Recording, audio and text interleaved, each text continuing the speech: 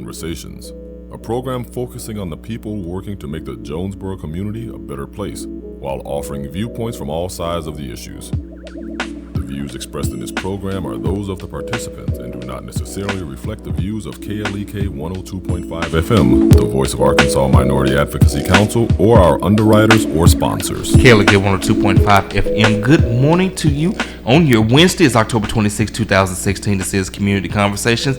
Kiddo Wonder is in the studio with you today, along with my co-host, Mrs. Quabila Harden. And today we have Mr. Mitch Johnson. He is currently on the Jonesboro City Council. He is running for re-election for Ward 4, Position 2. Now, KLEK and the voice of Arkansas Minority Advocacy Council does not endorse nor support any candidate, nor was any compensation provided for this interview. This interview is provided for informational purposes only, but we do want you to be informed. And most importantly, we want you to go vote. Early voting is going down right now at the election annex and also at the courthouse in Lake City. And according to Craighead County Clerk Cade Holloway, over 3,500 people have participated in early voting so far. So make sure that you make your voice known. How you doing today, Mr. Johnson? I'm doing well. How are you? All right, doing good. Mr. Johnson, let's go ahead and start off as we always do with tell the listeners a little bit about yourself and your background. Well, as you said, my name is Mitch Johnson. I'm 53 years old. I've lived in Jonesboro 50 of those 53 years, so I consider myself a Jonesboro native. I've been here a long time. I'm the facilities manager for NAU Baptist Clinic. Okay. I oversee the maintenance and operations of some 22 facilities spread out through Jonesboro and northeast Arkansas. Oh, okay. Alrighty, so we want to also ask, we'd like to lead in with this other question. What made you decide to run for alderman, for city council? Well, as you know, I'm currently finishing my 12th year, so I have served 3 terms now. I actually got involved and interested in the community through the Jonesboro JCs. When I was a member there, we had, of course, various projects and things we attended, so we had government involvement, of course. So part of that was attending city council meetings. And so as I was attending those, I kind of got interested in the operations of the city government and how things worked. And of course, when I got out of the JCs, it was time to maybe use those talents, and I thought I had something good to give to the community. I started out serving on the MAPC. I served 1.5 years on that. What is that, sir? That is the Metropolitan Area Planning Commission. Okay. So I served 1.5 years there, and then in 2004, I decided to seek for council. And here we are today. All right. So obviously you've been doing a great job. You have been re-elected several times. So what made you go for one more round or for another round? Well, you know, I love Jonesboro. I love the people in Jonesboro. I think we've got a great city here, and you know, I hope that the citizens think that I've served them well, and I just enjoy serving.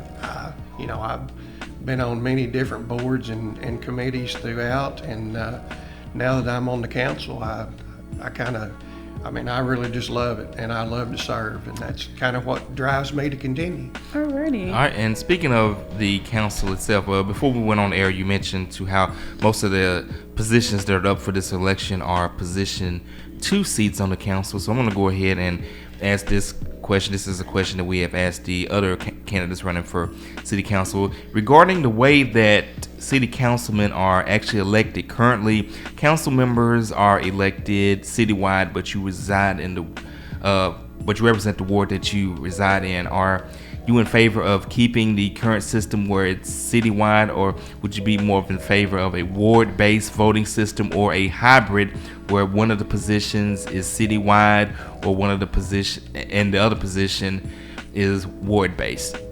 Well, you know, of course, ward voting has been a discussion probably in the whole time that I've been on the council. I kind of have mixed feelings about it. I'm not opposed to maybe the hybrid thing that you've mentioned, but as a general citizen, and really we reside in the ward that we represent, of course, but I personally like the opportunity to have a vote for all the people that's on the council, because, you know, in my opinion, and you know, I've had people call me or email me and say, I don't know if you represent me in my ward or not, but, and you know, I kind of just put that aside. As far as I'm concerned, if you're a citizen of Jonesboro, I represent you. Okay. And as a personal, you know, as a personal citizen, that's the way I kind of feel. Okay, understand. All right, well, we so thank you for the answer, Mr. Johnson. We are live streaming this on our Facebook, and if you are watching our live stream, you can certainly post a comment for Mr. Johnson. You can also give us a call at 870-277-1080. Once again, that phone number is 870-277-1080. Mr. Johnson, let the listeners know, what area does Ward 4 cover? Well, Ward 4 basically covers southwest Jonesboro,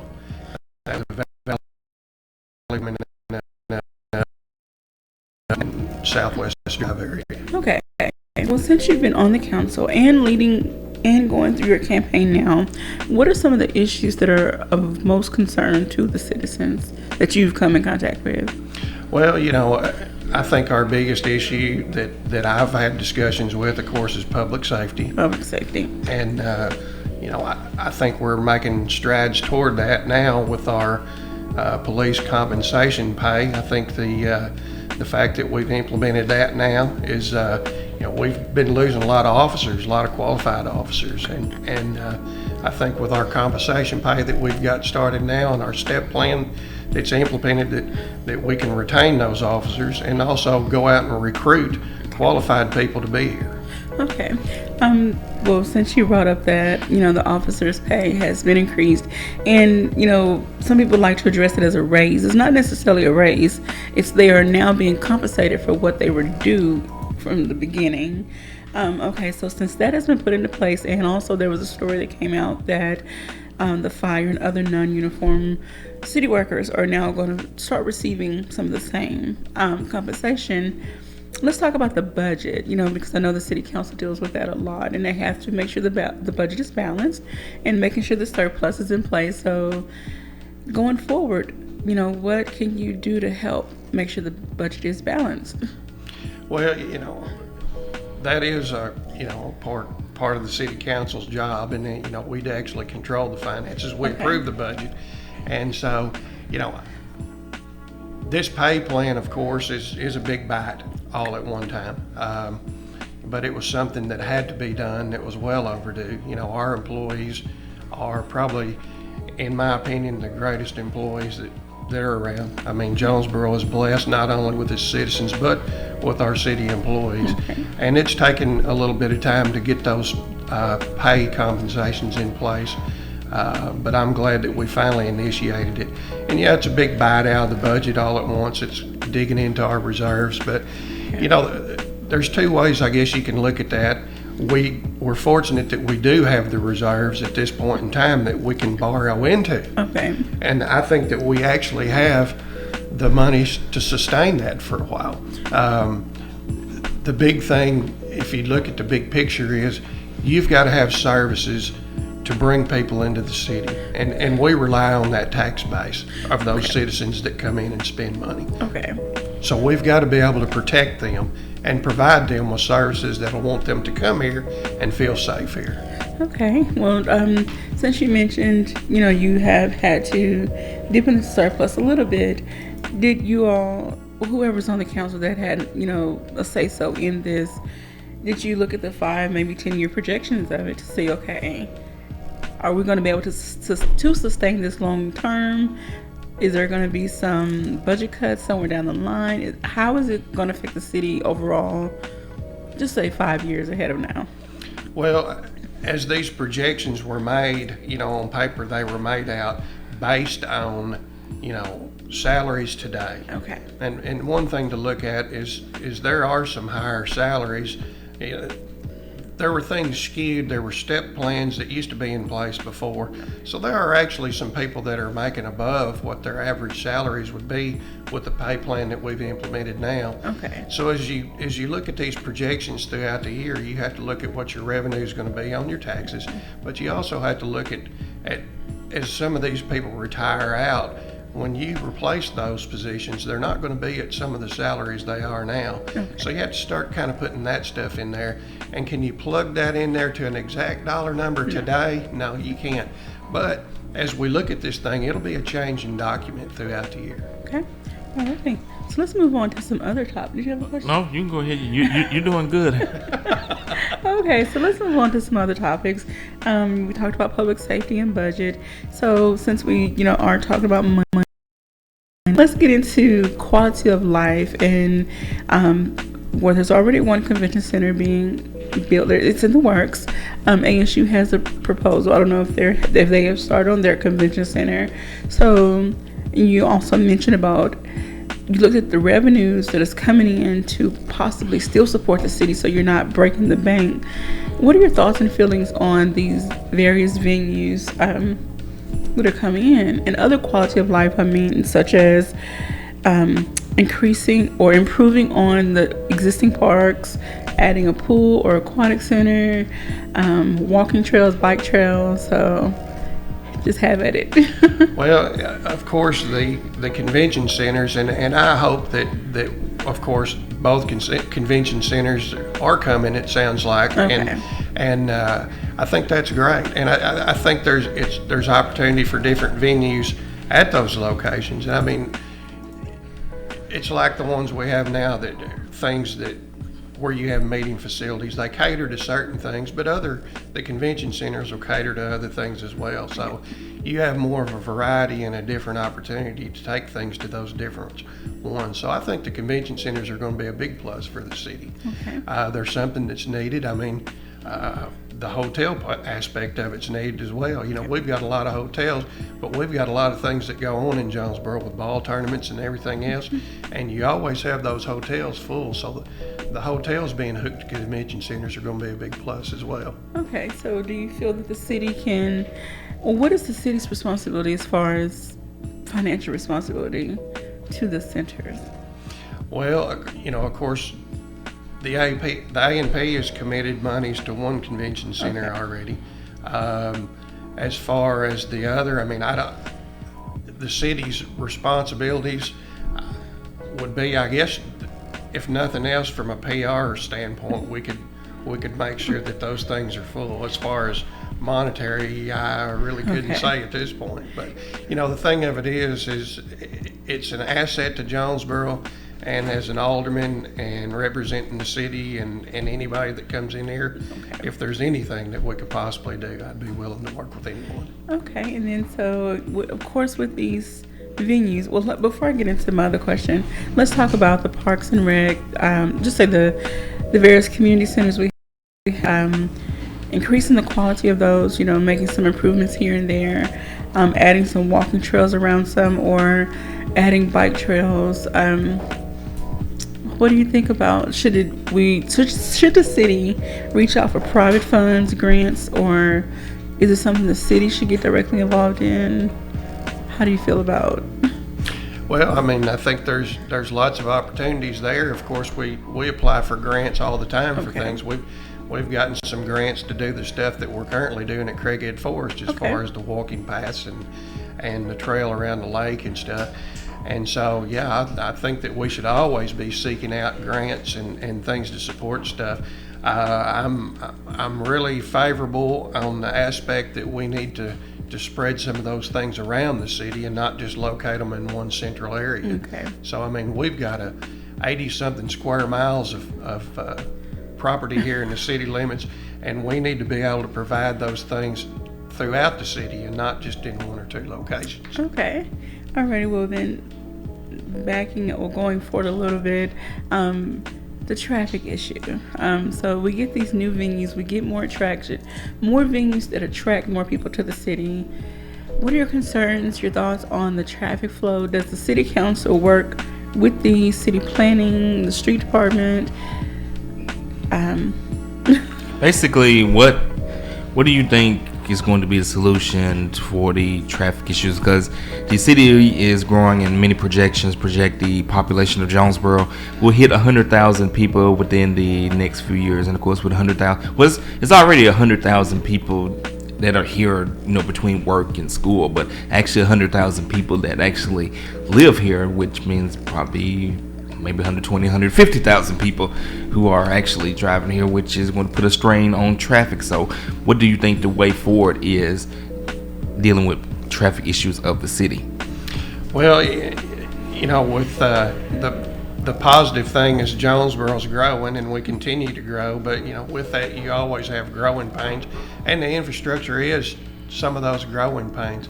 And I mean, we're making strides to move the existing traffic with the different signalizations that we're doing now. I think that's a big plus. Mark Nichols has done a great job on moving the traffic the best we can with our current situations. But we've got to be looking at alternate routes. We've got to be looking at some of the overpasses that we're considering, but the bypasses around the city are important things to start concentrating on. And it all depends on tax dollars and grants and federal funding that we can get. So we're always seeking those things. But right now we've got to look at alternate routes to keep the major traffic that's seems congested in the middle of the city. But I think we do a good job of moving these things right now the best that we can. And if you drive somewhere else, Memphis, Little Rock, somewhere like that, you're in a lot of gridlock traffic. And right now in Jonesboro, if you're a resident of Jonesboro, some of those alternate routes to help you get around. But 10 or 15 minutes makes a big difference sometimes in the traffic flow. Yes, this is Redwood Boulevard. Early in the morning, when school lets out, 5 o'clock in the evening, I avoided all calls. Alrighty, so let's talk about, we didn't really get into your ideas, just your personal thoughts on the aquatic center.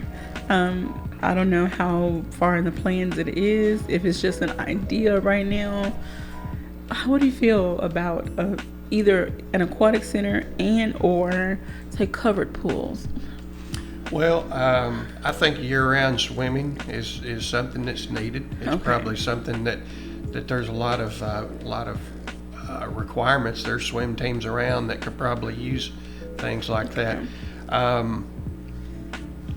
Aquatic centers, from the one that we're the current thing that's being discussed right now, of course, is just ideas, and I know that our Parks Department has traveled around and looked at some different areas. The thing about those is they're very, very expensive. And I'm not opposed to something like that if that's what the citizens would really want. The biggest thing is how we're going to fund it, and we've got a lot of other issues I feel like that we need to address before we start putting all of our tax dollars into something like that. But another thing that's a big plus is we were talking about doing different things around the city. Maybe we should consider some pools and splash pad areas around different parts of the city instead of concentrating everything in one area right now. Once again, we are speaking with Mr. Mitch Johnson.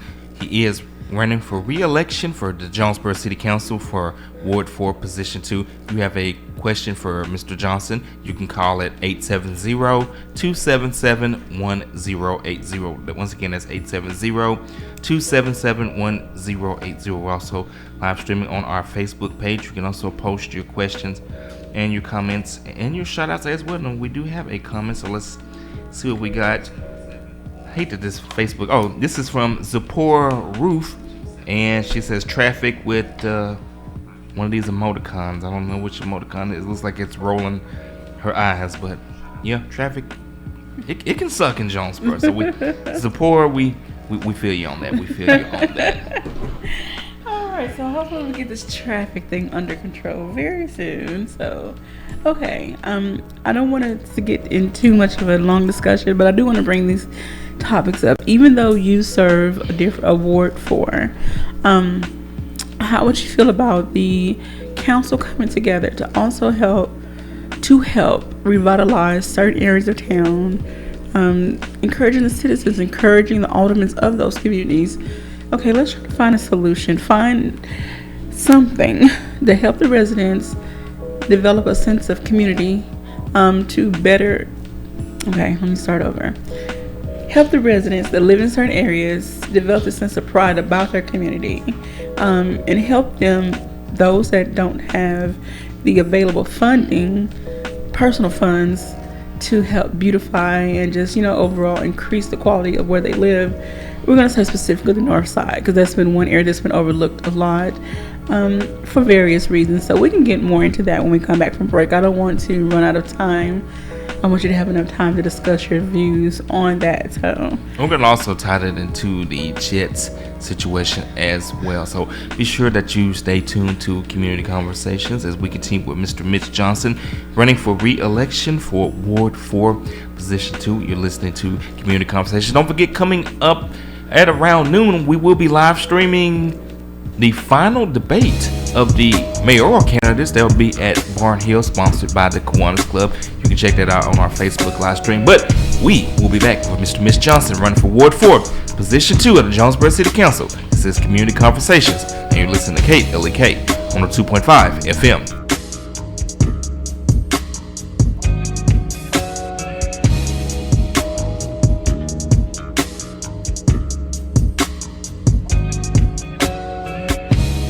You're listening to Community Conversations on KLEK 102.5 FM. We'll be right back.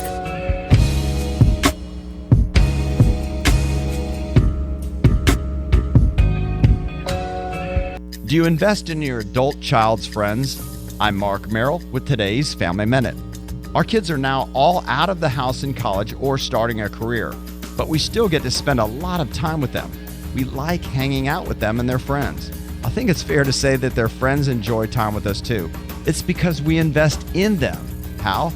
First, we're available to them. Just like with our own kids, we're available when asked to coach them and help them with anything they need. Second, we're open to doing what they want to do. Our adult children and their friends call the shots when we're with them. We just go with the flow.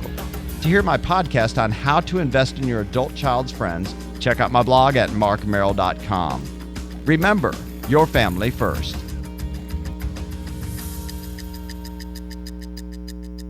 Family Minute is made possible by the Kappa Nu Omega chapter of Alpha Kappa Alpha Sorority Incorporated, a nonprofit organization committed to service to all mankind. Kappa Nu Omega Alpha Kappa Alpha on Facebook. New St. John Missionary Baptist Church, 308 North Main Street in Jonesboro, is under the direction of Reverend Ted T. Taylor Sr. Worship services are Sundays at 11 o'clock a.m. Sunday school is on Sundays at 9:30 a.m. Prayer service is Wednesday nights at 6:30, and Bible class is on Wednesday nights at 7 o'clock p.m. New St. John also has the Men of Standards Ministries, Outreach Ministry, Choir, Youth Ministry, Dance Ministry, and Missionary Society. www.newstjohn.org. New St. John Missionary Baptist Church on Facebook, 870-932-6915. Lame excuses and other forms of voter apathy have no place in American democracy. Show that you care, do your duty, and go vote. This is a reminder from Cheryl Underwood Radio. And now back to Community Conversations on KLEK 102.5 FM. And we're back on Community Conversations, and I definitely echo those sentiments from Cheryl Underwood. Make sure that you vote and make your voice known. Early voting is going on right now as we speak at the election annex. So shout out to everyone who may be driving. If you are driving and you don't have anything to do, go ahead and make your way to the election annex. Or if you're closer to Lake City, go ahead and make your way to the Lake City courthouse and vote. Not going to tell you who to vote for, but definitely are going to tell you to vote. We are speaking with Mr. Mitch Johnson. He is running for re-election for Ward 4, Position 2 of the Jonesboro City Council. Before we went to break, Quabila was asking, well, let's go to the phones. Kaylee Kate. Good morning. Hey, Miss Farrell.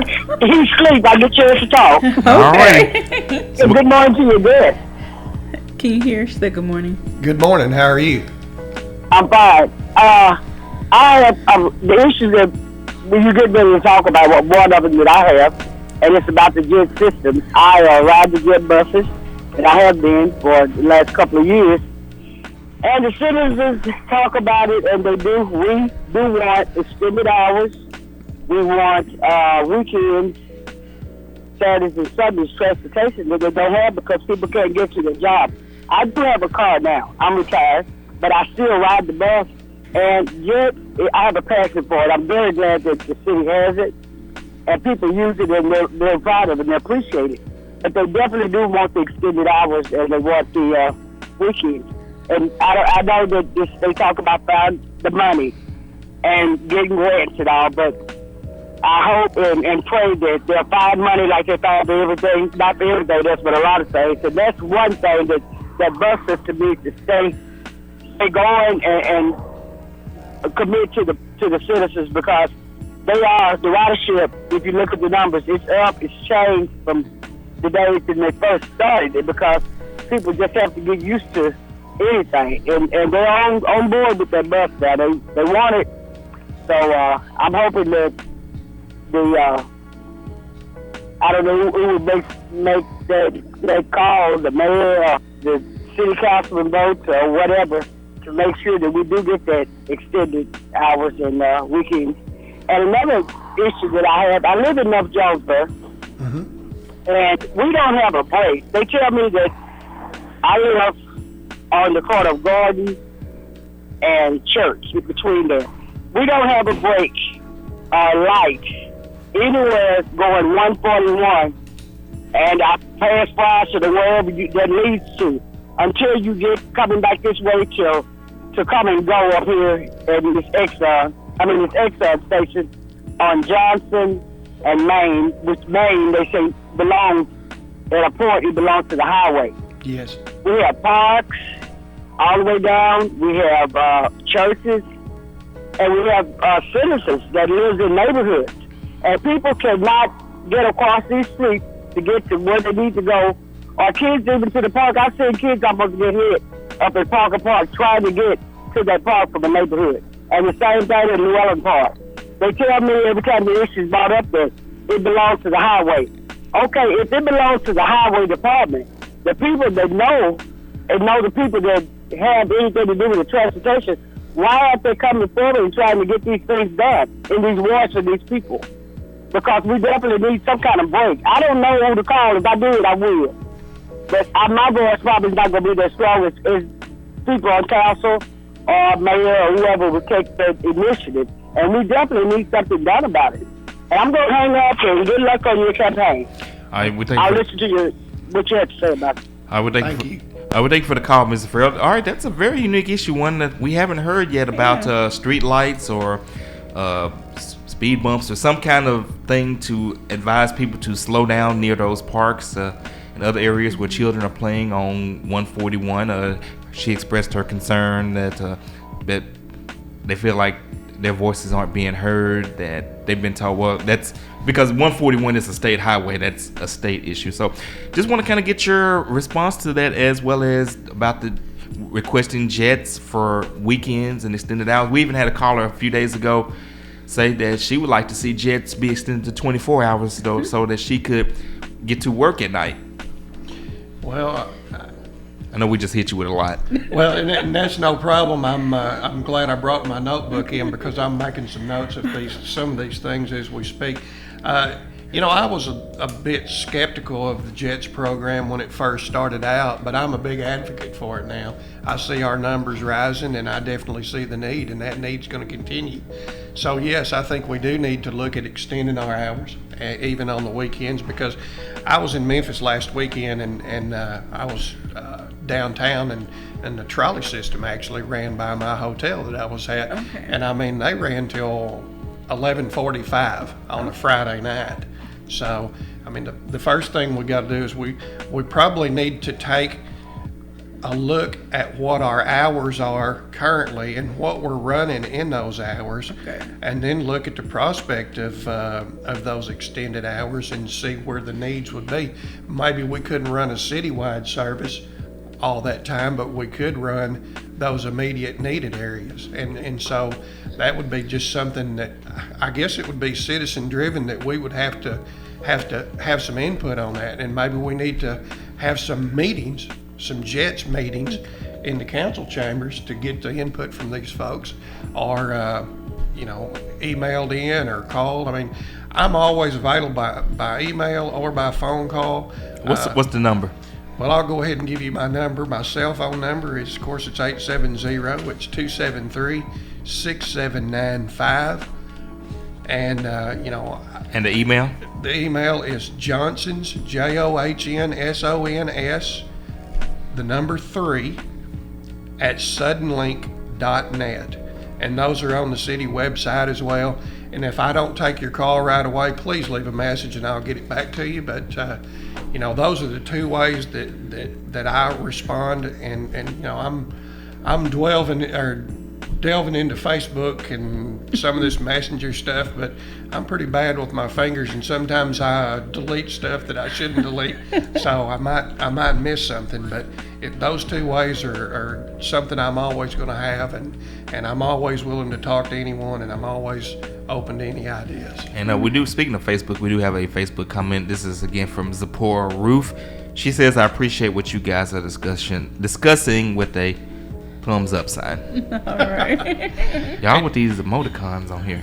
And the issues of the crosswalks, I think that's a good idea, and I think. And didn't mean to cut you off. We have one more shout out to Cameron Elliott, who just liked the post.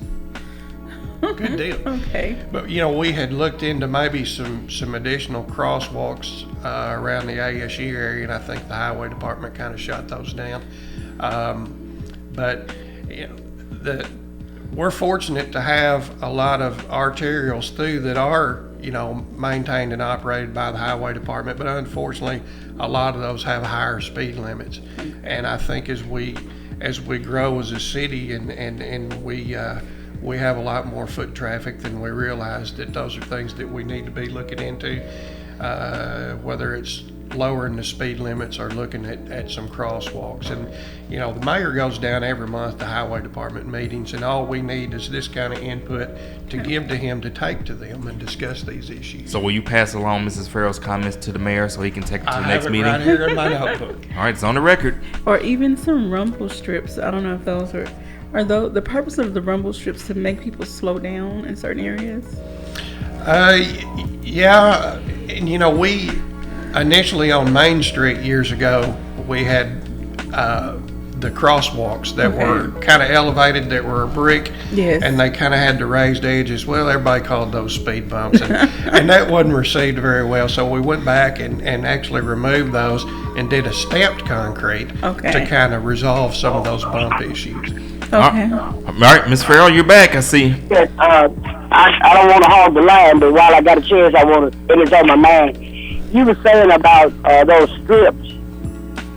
Like you say, do it have to be addressed to the transportation? Can anybody come to that meeting, or is it just the mayor and the councilman or committee?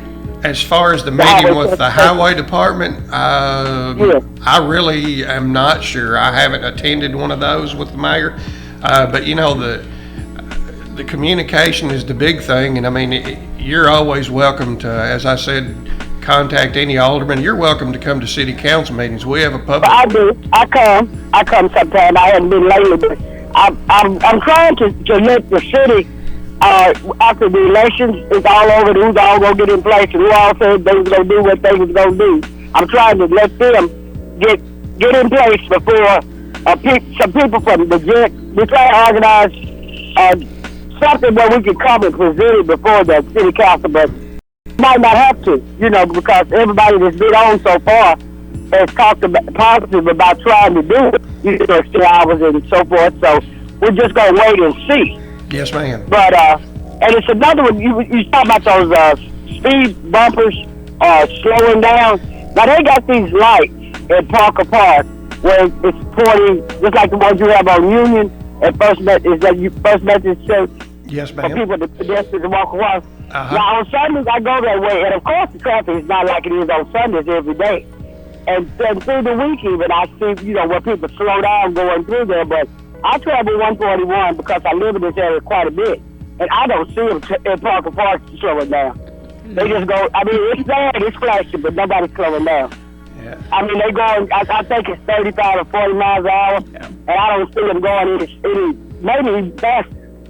But and like I said, we got this park right here on Main Street, Llewellyn Park, and unless you take your kids across the street, you may be. They may not just get back safe, or might not get back at all. Because that traffic is full. It's just like a fairway road. I'm looking at it right now. This is all day, every day. And the light is what we really need. And don't get me wrong, we appreciate those traffic, those signals to let people know. but it's just not. It's the people, they're just going through it. It's just emotion. And one more thing I'm going to ask you, what do you think about not having traffic park on Main Street, downtown Maine? And I'm going to hang up. All right, thank you, Ms. Farrell. I think what she's asking is, and I think I've heard, some rumblings, some rumors that eventually Maine may be closed, where it's just you walk up, something like what they have at Beale Street. Yeah. I've often talked about that too, that it wouldn't be a bad idea to do. The thing of it is we've got to figure out where we could acquire the land to actually reroute that traffic that goes down through there. I mean, there's not only automobiles, there's commercial vehicles that go up and down through there as well. And so, when you look at Church Street, I mean, Union Street's fine. I mean, you can do that there, but if you look at Church Street, there's kind of when you come to the end of the church, you're running head on into a building right there on the corner. So it might be a challenge to alter, find an alternate route there. And I think we've got too much traffic to go back to two-way on Union, but I think it'd be a good idea to have more of an atmosphere. Now, I remember, it's been some months, but I remember at a NJNI meeting, there was actually a proposal to address this, and I think this is when Otis Briggs was still in place. They had like some different, they were like 4 drawings of 4 different ways in which they could reroute that. Did you see that? I did not see that. But I don't know if it ever went before the council, but I remember seeing it. Mrs. Agnew may have more information on it. Since we now have a new planner, Daryl, he may have some of that somewhere in his documentation. But yeah, it was like, I believe 3 or 4 different ways in which the situation could be handled. So that might be something to look into. I don't know if those, like I said, you can ask Mrs. Agnew if those plans are still around or whatever happened to them, if it moved forward or anything like that. Well, go ahead. It would be a positive, I think, to have an area like that you can actually have foot traffic to where we have the same problem with Main Street that we have other places. It's 25 down through there, and you've got people doing 35 or 40. So anyway. Yes, sir. Once again, we are speaking with Mr. Mitch Johnson, running for re-election for Ward 4 Position 2 of the Jonesboro City Council. If you have a question, the number is 870-277-1080. We're also streaming live on Facebook. Now, I know that there is an advisory committee for the JET system, and Ms. Erica Tate is over that. And are there any other advisory committees the citizens can be a part of, say, for any other department in this, in the city that you know of? Well, I know that we've got a lot of internal committees that the mayor appoints people toward. Okay. That they could certainly volunteer for some of those. The big thing about I can't stress enough is the communication, that if you have concerns or issues, let us give a chance to work at it for you. Okay. And then anytime we have some kind of advisory committees are great things, and maybe there's more of them that we need to implement. Okay. But we have to look at these things and know these things that are required. And with a growing city like we are, we're going to continually need citizens' input on stuff. Yes, because the citizens are the ones utilizing these different services. I know, let's just use JETs. That's a big one that's been coming up in every conversation.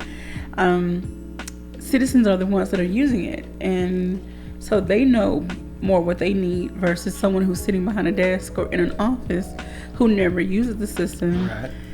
They can say what they think from their perspective, but the people that are actually using the system know what's really needed.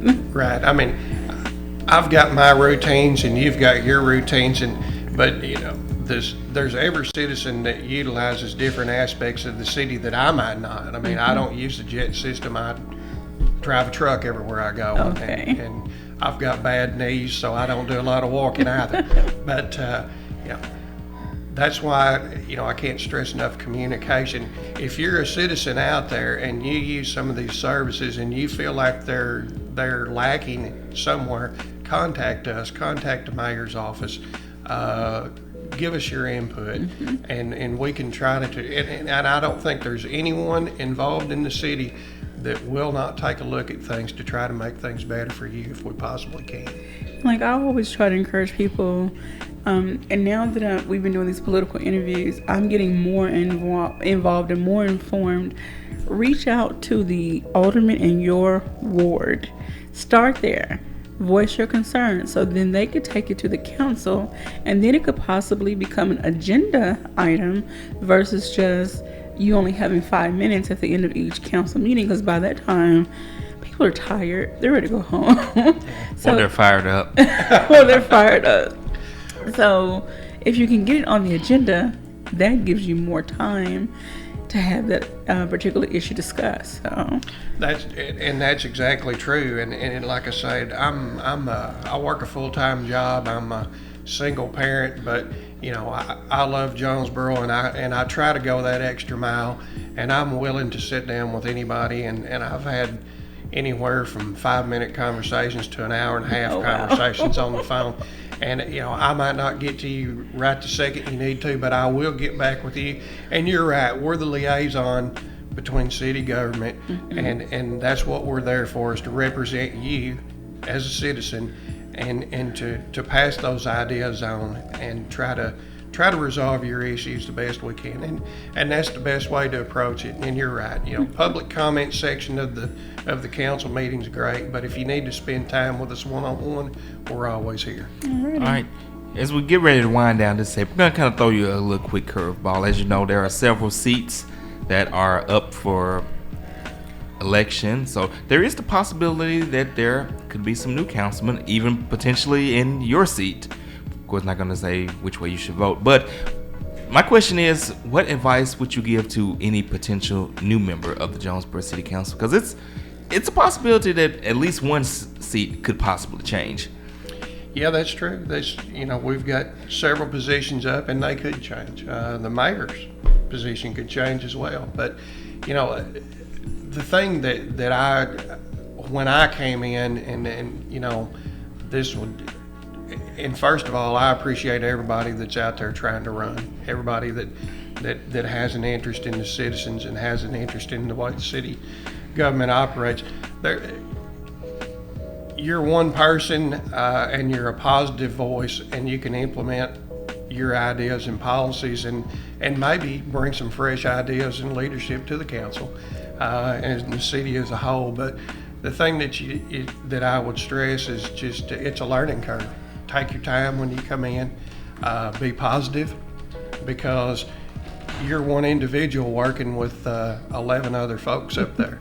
And so I've always stressed to try to be positive. You may not always be happy with the things that happen, and you may not be able to change them all. But the important thing, and the late Cecil Providence told me this, and I hold true to that today.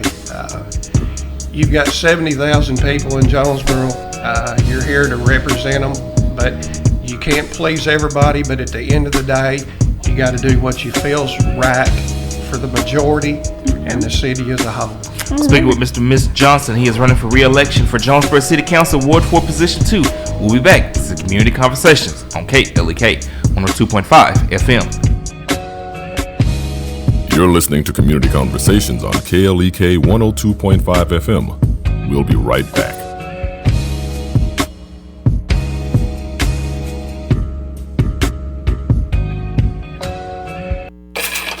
We're back with Money Matters. I'm Alfred Edmond Jr. To protect emergency cash as well as other documents related to your money matters, you need a home safe. Once you purchase the right safe for your needs and budget, here's what to keep in it: property insurance policies and agent contact information, passports and original birth certificates, a list of family doctors, prescription medications, and contact information for all pharmacies you use. You may need these to get new supplies of medications you use on a regular basis. Safe deposit box keys. If you store any valuable in a bank safe deposit box, you want to make sure you keep the keys to it in a safe place. I'm Alfred Edmond Jr. for Money Matters, a product of American Urban Radio Networks.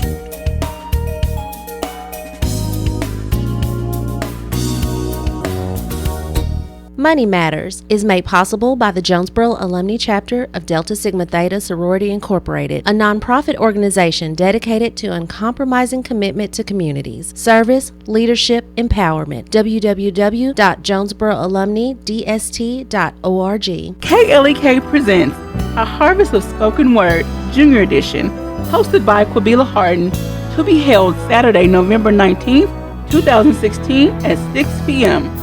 Location, Whistle Stop Bistro and Catering, 5435 East Nettleton Avenue. It is $12 with the meal included. This will be open mic, karaoke, dance, comedy, and etc. 18 and under to perform. This is a KLEK fundraiser. Car Today, 3404 Stadium Boulevard in Jonesboro.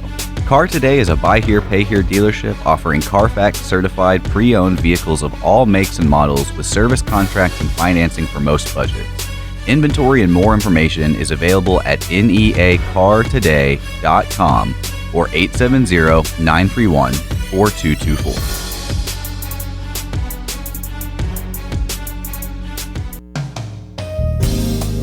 Experience the joy with Bishop Adrian R. Rogers of Fullness of Joy Church, 3307 Race Street, Jonesboro, Arkansas, 72401.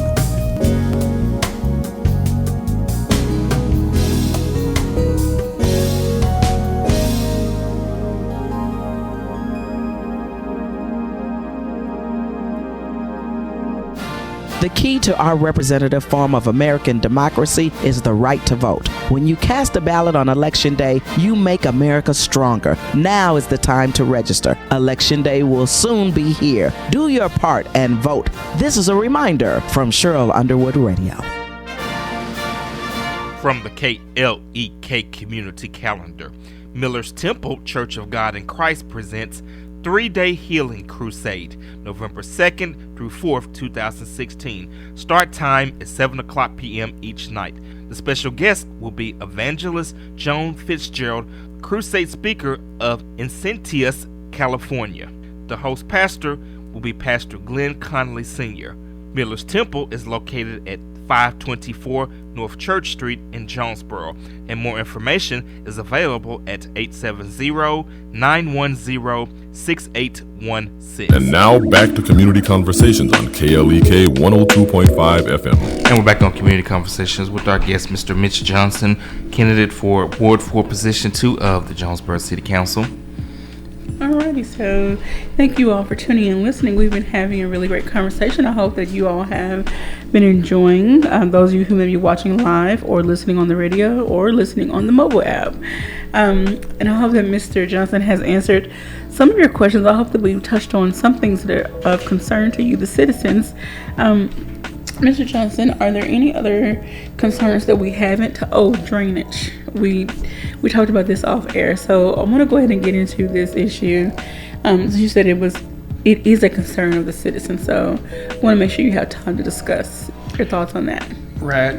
We have 326 miles of drainage in the city limits. Okay.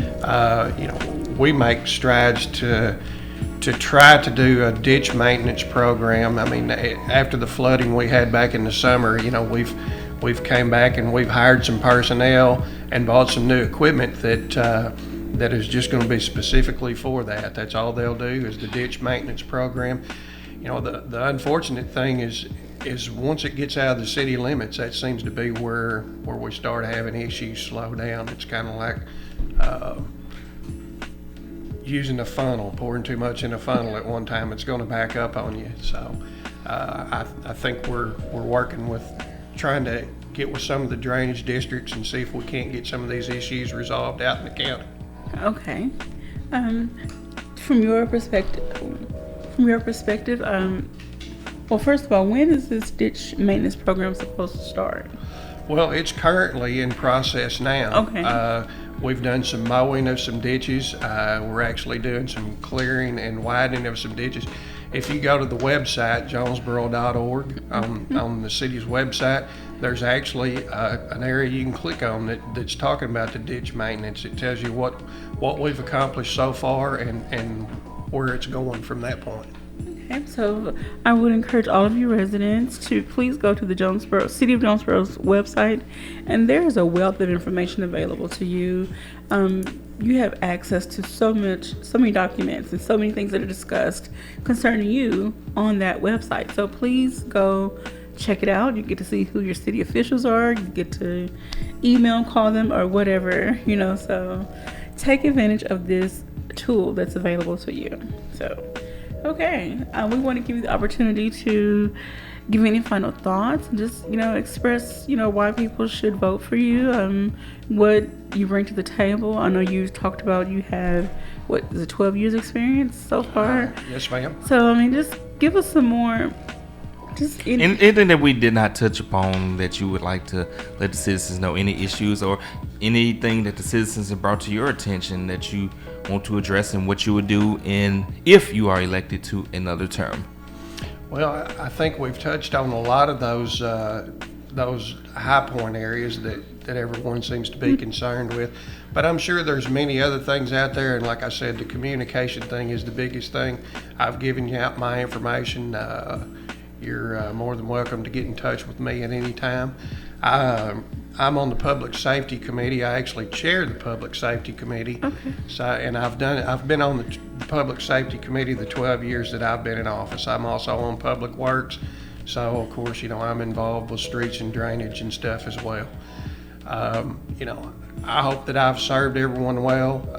If there's something that I haven't done or that you would like to see me do in the future, please get in touch with me and let me help you out. And, like I said, I love Jonesboro, and I think we've got some great citizens here. And, everything may not be perfect right now, but we're trying to make it the best that we can. And I personally would appreciate your vote and support to you and be your voice in city government. Okay. Has your family been really supportive of you during these past 12 years? Well, it's just me and my 13 year at home right now, and he's big in video games and McDonald's. So as long as you get him that stuff, he's. But he got a PS4 or what's the Xbox One? I think those are the latest ones. Well, he's still on the Xbox 360, but he's big on the Minecraft on the computer stuff right now, and I'm lost on all that kind of stuff. But he knows that I'm working for the city, and he understands that I've always been community minded, and so he's been pretty supportive of me.